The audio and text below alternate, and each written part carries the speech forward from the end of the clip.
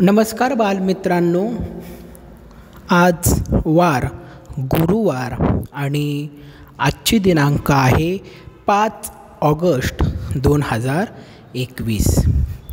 आपला पहिला तास मॅथचा झालेला आहे आणि आता आपला दुसरा तास आहे हिंदीचा। गडा धन त्या दिवशी ॲक्च्युली अर्धा व्हिडिओ होता, मी आज पूर्ण व्हिडिओ पाठवतोय, पूर्ण व्हिडिओ तुम्हाला पाठवत आहे। गड़ा का मतलब मराठी में उसे कहते हैं गाडलेले, जमिनीखाली जे गाडलेलं असतं त्या गाडण्याच्या प्रक्रियेला हिंदीमध्ये गड़ा असे म्हणतात। गड़ा। धन, धन का मतलब है सोना चांदी, नहीं क्या? सो गड़ा धन। तो चलिए हम पाठ देखते हैं। सुंदरपुर गांव में रामदीन नामक किसान रहता था। एक सुंदरपुर नामक का गांव था, उस गांव में रामदीन नाम का किसान रहता था। किसान, किसान मतलब उसे मराठी में कहते हैं शेतकरी। किसान उसे मराठी में कहते हैं शेतकरी। सुंदरपुर गांव में रामदीन नामक का किसान रहता था। उसे 4 बेटे थे और उस रामदीन को 4 बेटे थे। रामदीन स्वयं तो बहुत परिश्रमी था, पर उसके चारों बेटे बड़े आलसी थे। रामदीन बहुत परिश्रम करता था अपने खेत में। खेत का मतलब मराठी में उसे कहते हैं शेत। खेत मराठी में कहते हैं शेत। और बहुत परिश्रमी था, बहुत अपने खेत में बहुत कष्ट करता था, बहुत परिश्रम करता था और अनाज लेता था। पर उसके जो 4 बेटे थे वो बेटे बहुत ही आलसी थे, काम चुकार थे। वो परिश्रम करना नहीं चाहते थे, कष्ट नहीं करना चाहते थे। हर समय इधर उधर बैठकर गप्पे मारा करते थे। और वो चारों बेटों चारों बेटों थे वो क्या करते थे? इधर उधर बैठकर गप्पे मारते थे। गप्पे मारते थे। रामदीन उनके इस अल्हड़पन से परेशान था और इसी वजह से रामदीन बहुत परेशान था। परेशान, दुखी, परेशान, चिंताग्रस्त, चिंता करने, मराठी में उसे चिंता करने ऐसे कहते। बहुत परेशान था। उसे हमेशा बेटों की भविष्य की चिंता सताया करती थी। और वो उसके जो 4 बेटों थे वो चार बेटे आलसी थे, वो कष्ट नहीं करना चाहते थे, वो परिश्रम नहीं करना चाहते थे। इसकी वजह से वो रामदीन परेशान हुआ करता था और उसे हर बार एक चिंता सताई रहती थी कि मेरे चारों बेटों का भविष्य का क्या होगा। वह दिन रात यही सोचा करता कि बेटे अपने पेट कैसे पालेंगे। और आगे जाकर वो जो 4 बेटे थे वो आगे जाकर अपना पेट कैसे पालेंगे। वो कष्ट नहीं करना चाहते हैं, परिश्रम करना नहीं चाहते थे, तो फिर वो अपना पेट कैसा पालेंगे। एक रात वह इन्हीं विचारों में खोया था, तभी उसकी पत्नी ने झिझकते हुए उसे एक उपाय सुझाया। और एक दिन क्या हुआ, एक रात्र रामदीन इस विचार से परेशान था कि मेरे बेटों का क्या होगा, वो बहुत आलसी है, वो कष्ट नहीं करना चाहते, परिश्रम। उसी समय उसकी जो रामदीन की जो पत्नी थी वो झिझकते हुए आई और उसने अपने पति को मतलब रामदीन को एक उपाय दिया, एक उपाय का सुझाव दिया। और वो उपाय सुनकर रामदीन एकाएक खुशी से उछल पड़ा खुशी से। और रामदीन के पत्नी ने जो उपाय बताया उस उपाय से रामदीन उछल पड़ा। अगली सुबह रामदीन ने अपने चारों बेटों को बुलाकर कहा। और अगली सुबह हुआ यह कि रामदीन ने अपने चारों बेटों को बुलाया और बुलाकर कहा, मैं और तुम्हारी माँ अब बूढ़े हो गए हैं। और रामदीन ने कहा, देखो रामदीन ने अपने चारों बेटों से कहा, देखो तुम्हारी माँ और मैं अब बूढ़ा हो गया हूँ। बूढ़ा उसे मराठी में कहते हैं म्हातारा, बूढ़ा थकलेला, मराठी में कहते हैं थकलेला हो गया हूँ। हम दूर तीर्थ यात्रा पर जा रहे हैं। और रामदीन ने कहा, अब हम तीर्थ यात्रा करने के लिए जा रहे हैं। मैंने खेत में धन गाड़ कर छिपा रखा है। और तीर्थ यात्रा, रामदीन ने कहा, मैं तीर्थ यात्रा पर जा रहा हूँ और मैंने अपना जो खेत है, खेत मतलब खेती, खेत मतलब खेती, खेत में एक धन गाड़ कर रखा है, ऐसा रामदीन ने अपने बेटों से कहा। यदि कोई ज़रूरत पड़े तो उसे निकाल कर उपयोग कर लेना। और जब मैं तीर्थ यात्रा जाने के बाद आपको कोई समस्या उत्पन्न हुई तो खेत में जो धन गड़ा हुआ है वो निकाल कर उसका आप इस्तेमाल कर सकते हैं, ऐसा रामदीन ने अपने 4 बेटों को कहा। गड़े हुए धन की बात सुनकर बेटे खुश हो गए और उन्होंने अपने पिताजी को खुशी खुशी तीर्थ यात्रा पर जाने के लिए कह दिया। और जब रामदीन ने अपने 4 बेटों को क्या कहा कि अपने खेत में गड़ा हुआ धन है, यह सुनकर वो 4 बेटों ने क्या किया, अपने माँ बाप को कहा, रामदीन को और उसके पत्नी से कहा, आप खुशी खुशी तीर्थ यात्रा पर चले जाइए। ऐसा सलाह उन 4 बेटों ने अपने माता पिता से दे दिया। वे मन ही मन खुश हो गए कि अब कुछ दिनों तक पिताजी का बंधन भी उन पर नहीं होगा। और मन ही मन वो 4 बेटों अपने मन ही मन खुश हो गए। क्यों? क्योंकि अब माँ और पिताजी तीर्थ यात्रा पर चले जाएगा, कोई हमें तकलीफ नहीं देगा, कोई हमें बोलेगा नहीं कुछ काम कर, ऐसे माँ नहीं बोलेगी और ऐसे पिताजी भी नहीं बोलेगी। और पिताजी के इस बंधन से हम कुछ दिनों के लिए छुटकारा पाओगे। रामदीन के जाने के बाद कुछ दिनों तक तो सब कुछ सामान्य चलता रहा और रामदीन और उसकी पत्नी तीर्थ यात्रा पर चले गए।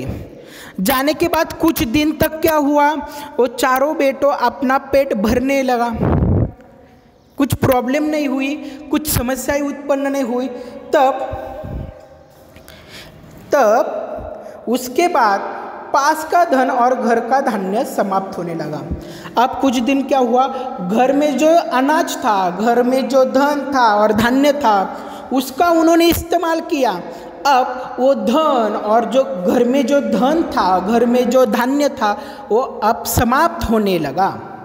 अब 4 भाइयों को चिंता हुई।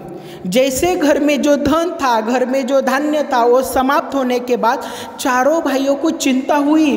अब माँ बाप तो आए नहीं, अब हम क्या करेंगे? घर में जितना धन था, घर में जितना धान्य था, वो तो सब समाप्त होने लगा है, अब हम क्या करें? उन्हें अपने पिताजी की कही बात याद आ गई कि जरूरत पड़ने पर खेत में गड़ा धन निकाल लेना। तब तीर्थ यात्रा जाते समय रामदीन ने जो कहा था, क्या कहा था रामदीन ने, कि हमारे खेत में गड़ा हुआ धन है, यह बात इन 4 बेटों के ध्यान में आई। उन्होंने रात के समय खेत की खुदाई का काम आरंभ किया और उन 4 बेटों ने क्या किया, उसी रात अपने खेत का खुदाई का काम चालू किया, क्योंकि उन्हें वो गड़ा हुआ जो धन था वो चाहिए था, इसलिए उन्होंने खेत का खुदाई का काम आरंभ किया। वे 2 दिन रातें खेत को खोदते रहे पर कहीं भी उन्हें गड़ा हुआ धन नहीं मिला। हुआ यह, वो हर रात 2-3 दिन रात वो अपना खेत खुदाई का काम करते थे, पर उनको कहाँ भी खेत में कहाँ भी गड़ा हुआ धन मिला ही नहीं। रात भर के परिश्रम से वो बहुत थक गए और यह हर 2-3 जो रात उन्होंने जो खुदाई का काम किया था, उससे वो बहुत परिश्रम से वो 4 बेटों थक गए। जब सुबह बहुत निराश और हताश होकर वे चारे अपने घर लौट रहे थे, तभी रामदीन के परम मित्र हरिनाथ ने पूछा, तुम सब थके हुए क्यों हो? और हुआ यूं, उन्होंने 2-3 दिन रात अपना वो खेत है वो खुदाई का काम करते करते वो बहुत थक गए, पर उन चारों बेटों को उस खेत में धन मिला ही नहीं। तब सुबह होकर वो बहुत परेशान, बहुत हताश, बहुत निराश हताश मतलब दुखी होकर वो घर जा रहे थे। तब उस घर जाते समय रामदीन का मित्र था, उसका नाम है हरिनाथ। रामदीन का मित्र है हरिनाथ। वो हरिनाथ ने इन रामदीन के चारों बेटों को देखा और बोले, भाई आप सब थके हुए क्यों हो? उन हरिनाथ ने इन चारों बेटों को पूछा, तुम सब थके हुए क्यों हो? कारण जानने के बाद हरिनाथ ने उन चारों को सलाह देते हुए कहा। तब चारों बेटों ने कहा कि हमारे पिताजी ने बोला था कि हमारे खेत में धन गड़ा हुआ है, तो हम 2-3 दिन हो गए हमने खेत की खुदाई का काम किया, पर हमें कोई भी धन नहीं मिला, इसलिए हम निराश हो गए, इसलिए हम हताश हो गए। तब हरिनाथ ने उन चारों को सलाह दी, तुम लोगों ने खेत तो खुद खोद ही लिया है, अब उसमें बीज बो दो।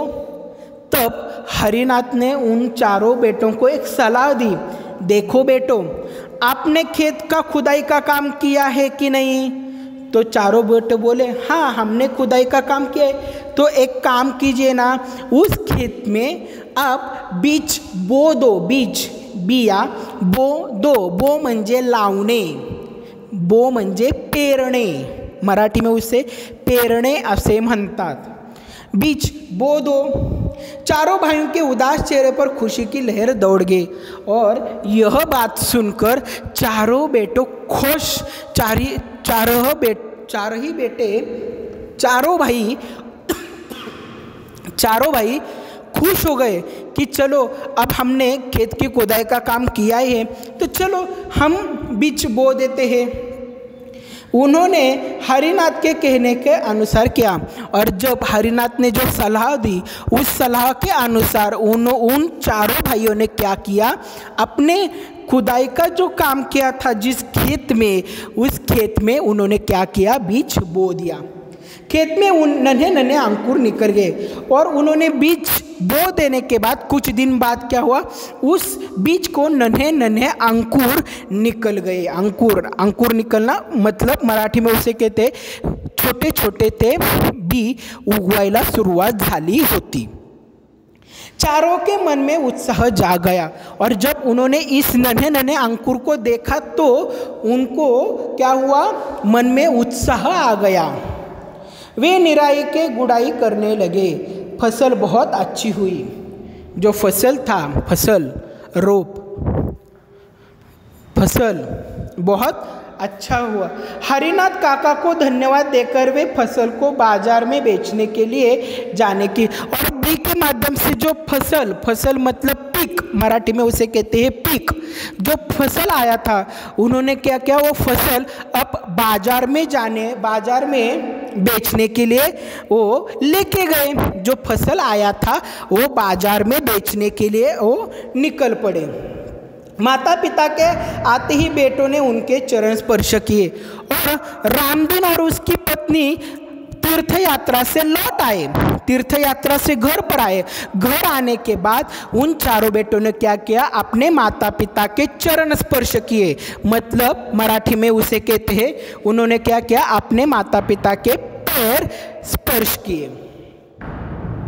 गाड़ी में लदे अनाज के बोरे देखकर रामदीन ने क्या, और गाड़ी में जो अनाज के जो लदे थे, लदे मतलब पोती, धान्यांची पोती, वो गाड़ी में देखा।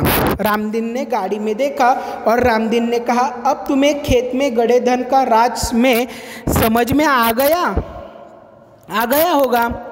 और जब गाड़ी में उन्होंने अनाज के जो अनाजची जो लदे मतलब पोती, धान्यांची पोती गाडीमध्ये बघितल्यानंतर रामदीन ने उन चारों बेटों के कहा, अब देखा हमारे खेत में जो गड़ा हुआ धन है वो समझ में आया। तो चलिए आप बेटों, आप सब बच्चों को भी समझ में आया होगा कि रामदीन के खेत में कौन सा धन था, वो समझ में आया। अनाज का धन था, अनाज धान्य धन था। तो चारों भाइयों ने सिर हिलाकर स्वीकार कहा और सिर हिलाकर बोले, हाँ पिताजी, अब हम यह भी समझ गए कि जीवन में परिश्रम के बिना कुछ भी संभव नहीं है, परिश्रम से ही धन कमाया जा सकता है। जब रामदीन ने कहा आप खेत में जो धन है वो धन क्या है वो आपको समझ में आया, तब चारों बेटों ने कहा, हाँ पिताजी, हमें यह भी समझ गया कि जीवन में परिश्रम के बिना कुछ भी नहीं मिलता, परिश्रम से बिना धन कमाया नहीं जा सकता। मतलब हमें अपने जीवन में कष्ट करना चाहिए, परिश्रम करना चाहिए, तभी ही हम धन कमा सकते हैं। देखो आप अभी छोटे हैं, आपको मैं इस पाठ के माध्यम से एक सलाह देना चाहता हूँ बच्चों। आपको क्या करना है, पढ़ाई करना है, बहुत अच्छी तरह सीखना है। हम आपके जो गुरुजी वो जो बताते हैं, आपके जो माता पिता बताते हैं, वो सब आपको ध्यान में रखते हुए वैसा करना चाहिए, क्योंकि आप इसी समय आपने पढ़ाई का परिश्रम किया तो आप अच्छे होंगे, अच्छे शिक्षा पा लेंगे, तब आप अच्छी नौकरी हासिल कर सकेंगे। इसलिए अभी तुम सब बच्चों का एक ही परिश्रम है, क्या? अच्छी पढ़ाई करना और अच्छी तरह से शिक्षा प्रदान करके, अच्छी तरह से शिक्षा पाकर आपको अच्छी तरह से नौकरी मिलने का, और उसके बाद अपने माता पिता को आपको संभालना होगा। यही हमारे जीवन का परिश्रम है और इस परिश्रम का बहुत आपको अच्छा ही धन मिलेगा, अच्छा ही फल मिलेगा। आया ध्यान में? तो चलिए मैं अब जाता हूँ। धन्यवाद।